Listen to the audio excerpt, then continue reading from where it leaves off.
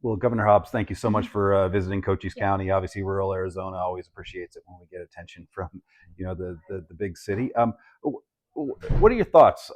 Being here in Cochise County, you were here a year ago for the Fireside Chat with Melany and the Chamber of Commerce here, the Sky Island Regional Partnership. What's changed in the last year since your last visit here? Well, I think the big thing that's changed is the Wilcox AMA and designating that and the work that we've done to get to that point. And I think the folks here in Cochise County are so important to the water conversation and how we shape this rural groundwater management reform. And so I think that's the big thing.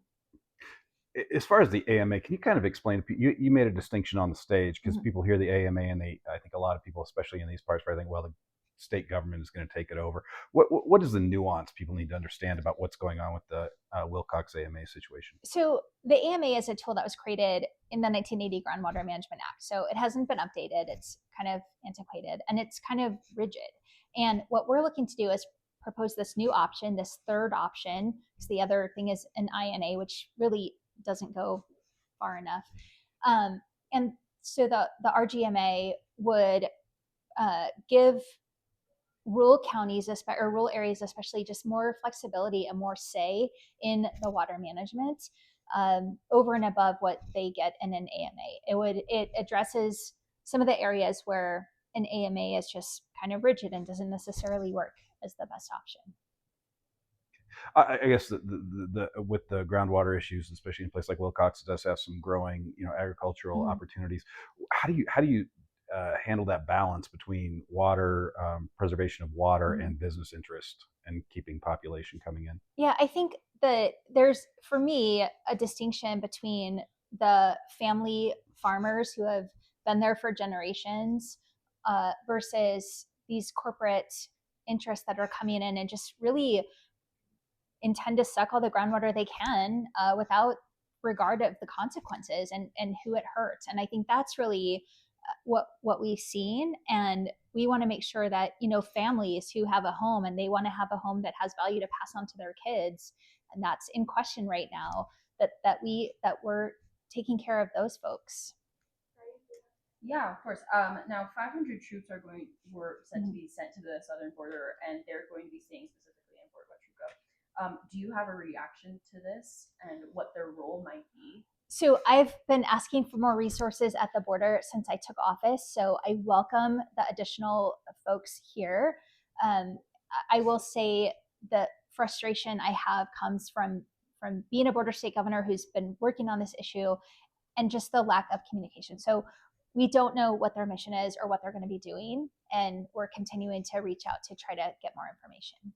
And you've also called for a pay increase, especially for border enforcement. The DPS specifically, you have mentioned earlier, I believe today, about a 5% increase. Mm-hmm. And some Republicans have passed a bipartisan bill, I believe, about a 15% increase, if I'm not mistaken. Could you tell us what the importance of this, especially in enforcement, especially as you said, it's a border state, and you are working with and following the Trump administration's policies that they have set? Yeah. So, well, we were working on our budget and the proposed pay increase before Trump got into office, but just our law enforcement officers walk into danger every single day that they put on their uniform, and the pay at the state level hasn't kept up with local. We lose officers to local agencies all the time. And it is important to attract and retain the best officers. And so this will help do that. Even just with the 5% increase, you think that this will be enough to let them or make them want to stay? I wish we could do more. If we get to a budget that does more, that would be great. I had only one other question. Now, there has always been Republican criticism, whether it's from school choice, the water management, and other topics. Mm-hmm. I mean, how do you manage those differences, especially during a time when politics and opinions might differ, and you're also in what we had was a swing state, and there's just a lot of different contrasting opinions about this, especially in the state legislature? Well, no matter what the issue is, I'm always going to try to put the partisan politics aside and bring people together to solve the problem. an Arizonan who's struggling with the cost of rent doesn't care if a Republican or a Democrat fixes their problem. They just want to be able to afford their house without having to work 4 jobs. And in a swing state like ours, I think people just want solutions to the issues. And we might disagree on how we approach those. That's what negotiation's about. Like on the water bill we talked about, that we have a starting point and we get to a place where we can agree and pass something that's the best thing for Arizona. Speaking of the housing crisis, Bisbee in Cochise County is proposing to do something to follow in the footsteps of Sedona, which has tried to sort of limit the ways that not only people can Airbnb but also corporate interests from outside, which you talked a little bit about on stage. What really can you do from a state standpoint to help locally with that issue when rents just get out of control? Well, the state passed a mandate a while back that really handcuffs cities from regulating Airbnbs or short-term rentals in any way. They took a little bit of that handcuff off a couple years ago, and we need to do more. In the first 3 weeks of the Trump administration, like kind of the partisan part of it aside, just what's it like to be a governor in a state, any state really, trying to react to just the energy, let's call it, coming out of DC? Well, I'm trying not to react. I'm trying to just stay focused on what is real versus rhetoric and what the impact will be and how we need to work to manage that. And if we're going to get involved in lawsuits, which we have, doing so, like using our resources in the best way possible to do that, or that, I guess, the most efficient way possible, because we can't fight everything, and not everything is actually real. So right. I guess to follow up on that, kind of a little off-color question, what would be, of all the things Trump has done in the 3+ weeks he's been in, what has been your most favored thing? Is there anything that you like? I kind of agree with that. Is there anything that's kind of you're glad to see happening? Yeah, he's sending troops to the border, and I've been asking for more resources for border security for the 2 years I've been in office.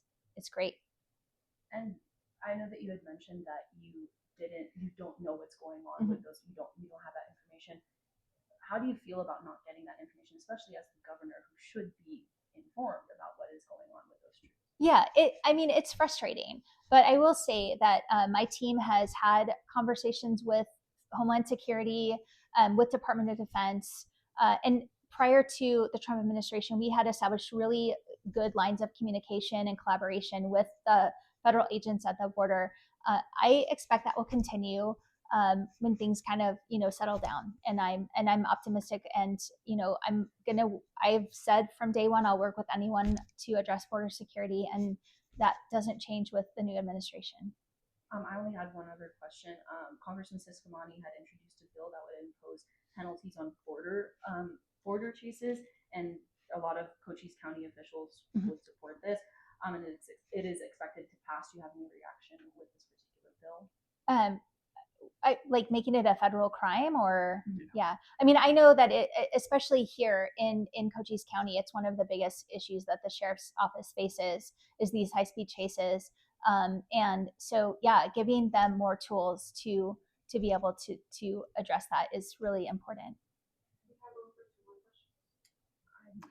SB 314 with the enforcement of the state, state police having to enforce, federal border laws. Has that